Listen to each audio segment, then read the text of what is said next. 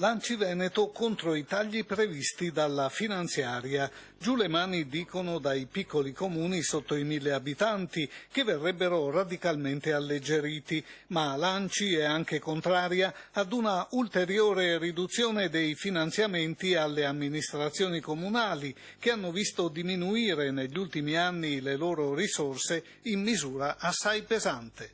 Il decreto 138 non parla di tagliare i comuni, ma di tagliare eventualmente i consigli e le giunte, mantenendo il sindaco come organo monocratico.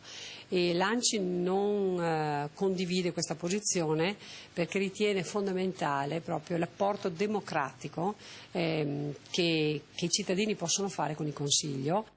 L'Anci Veneto lancia l'allarme: i comuni devono restare quelli che sono, compresi i piccoli al di sotto dei 1000 abitanti, che sono spesso borghi di montagna. Un sindaco da solo non può seguire questo. Quindi noi abbiamo chiesto all'Anci nazionale, quindi porteremo come emendamenti in Senato proprio la richiesta che i piccoli comuni rimangano con le loro giunte e con i loro consigli.